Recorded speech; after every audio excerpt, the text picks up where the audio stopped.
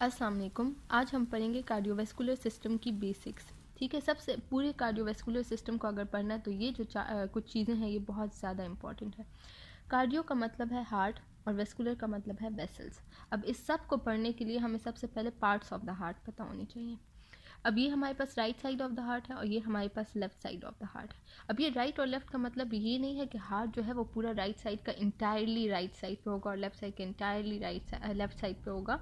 ये बेसिकली इसकी स्ट्रेंथ की बेस पर इसे डिवाइड किया गया राइट और लेफ्ट में। जो लेफ्ट वाला होता है वो चूंकि सिस्टमिक सर्कुलेशन यानी मेजर पोर्शन ऑफ सर्कुलेशन को सप्लाई करता है, ठीक है, पंप करता है ब्लड, तो हमारे पास क्या इसमें इसलिए इसकी स्ट्रेंथ भी ज़्यादा होती है, इसके जो मसल्स वगैरह होते हैं वो भी स्ट्रॉन्ग होते हैं, ठीक है, इसलिए इसे लेफ्ट वेंट्रिकल कहते हैं और इसे राइट वेंट्रिकल कहते हैं। ठीक है, राइट वेंट्रिकल इतना स्ट्रॉन्ग नहीं होता, लेफ्ट ज़्यादा स्ट्रॉन्ग होता है क्योंकि लेफ्ट ने बहुत ज़्यादा लेग्स तक ब्लड को पंप करना होता है, तो इट नीड्स मोर फोर्स।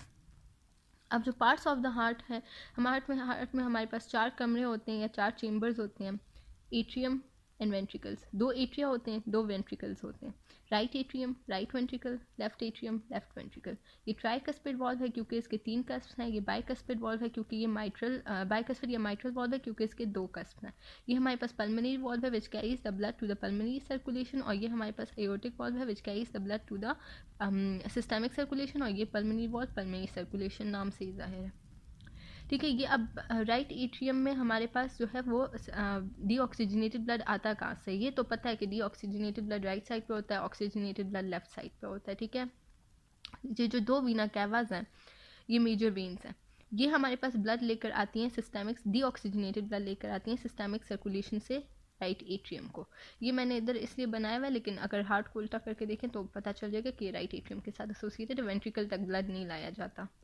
ठीक है ना, एट्रियम तक हमेशा ब्लड लाया जाता है और फिर वहाँ से आगे इन्वॉल्व्स के थ्रू वेंट्रिकल्स में ब्लड आता है।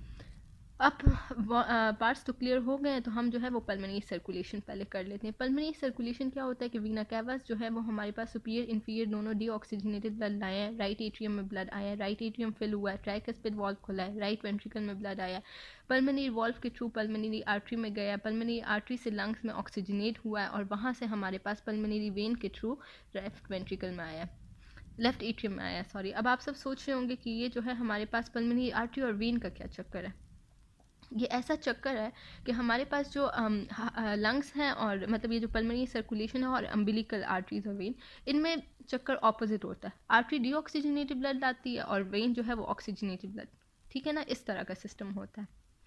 अब इसमें भी पल्मोनरी आर्टरी डीऑक्सीजनेटेड ब्लड लेकर जा रही है राइट साइड से, और लेफ्ट साइड में ऑक्सीजनेटेड ब्लड कहाँ से आ रहा है? पल्मोनरी वेन के थ्रू आ रहा है। ये सिंपल सा हमारे पास पल्मोनरी सर्कुलेशन है। ब्रीफ में मैं फिर बता देती हूँ। सिस्टमिक सर्कुलेशन से ब्लड आया राइट एट्रियम में, ट्राइकस्पिड वॉल्व के थ्रू राइट वेंट्रिकल में, पल्मोनरी आर्टरी में गया, पल्मोनरी वेन से लेफ्ट एट्रियम में आया, ठीक है ना। फिर सिस्टमिक सर्कुलेशन। सिस्टमिक सर्कुलेशन हमारे पास ये होती है कि हमारे पास बॉडी को ब्लड कैसे जाएगा। अब बॉडी को ब्लड इस तरह जाता है कि ऑक्सीजनेटेड ब्लड हमारे पास आया है लेफ्ट एट्रियम में, ठीक है, लेफ्ट एट्रियम फिल हुआ है, वॉल्व खुला है, बाइकस्पिड वॉल्व खुला है या माइट्रल वॉल्व, ठीक है, मेजरली इसे बाइकस्पिड नहीं इतना बोलते, माइट्रल ज़्यादा लोग बोलते हैं, ठीक है ना। लेफ्ट वेंट्रिकल में ब्लड आया, ठीक है, आयोटा में गया और आयोटा के थ्रू सिस्टमिक सर्कुलेशन में गया।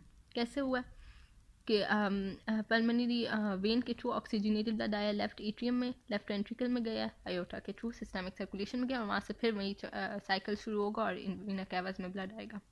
फिर हमारे पास प्रीकॉर्डियम क्या होता है? अक्सर टॉक्स में आपको जब अगर कोई मेडिकल स्टूडेंट ये वीडियो देख रहा है तो प्रीकॉर्डियम जो है हमारे पास area in front of the heart होता है और आप उसी की एग्जामिनेशन करते हो टॉक्स में, ठीक है ना। फिर हमारे पास आ जाती है peri endo and myocardium. Pericardium क्या होती है? वो स्पेस जिसमें हार्ट लाई करती है। मायोकार्डियम क्या होती है? हार्ट के मसल्स। जो एंडोकार्डियम होती है वो हमारे पास ये जो हमारे पास हार्ट की चेम्बर्स की लाइनिंग हो गई, वॉल्व्स की, ये इन सब को ये एंडोकार्डियम लाइन करती है, ठीक है। बस ये चीज़ें हो गई। अब हार्ट की लोकेशन सबसे ज़्यादा इंपॉर्टेंट है। हार्ट बेसिकली हमारे पास मेडियस्टाइनम में लाई करता है, डायफ्राम उसके नीचे होता है, मतलब ये हार्ट है, इसके नीचे ये हार्ट है ना, इसके नीचे यहाँ पे डायफ्राम होगा, ठीक है ना। उसके बाद ठीक है, हार्ट की लोकेशन हमारे पास सबसे ज़्यादा इंपॉर्टेंट है। उसमें हमारे पास आ जाएगा मेडियस्टाइनम, जो इसमें हमारे पास ये पूरा हार्ट लाई करता है, ठीक है। फिर हमारे पास आ जाएगा डायफ्राम। ये अगर हार्ट है तो ये हार्ट डायफ्राम के ऊपर पड़ा हुआ है। स्टर्नम, इस हार्ट के आगे यहाँ पे स्टर्नम होगा इस तरह का, ठीक है। साइड पे उसके रिब्स होंगी जो उसे प्रोटेक्ट करी होंगी, उन रिब्स के नीचे लंग्स होंगे, और फिर हमारे पास इस हार्ट के पीछे वर्टिब्रल कॉलम की प्रोटेक्शन होगी। सही है, ये था आज की वीडियो का टॉपिक। आई होप कि आप सब ने अंडरस्टैंड किया हो। ठीक है, अल्लाह हाफिज़।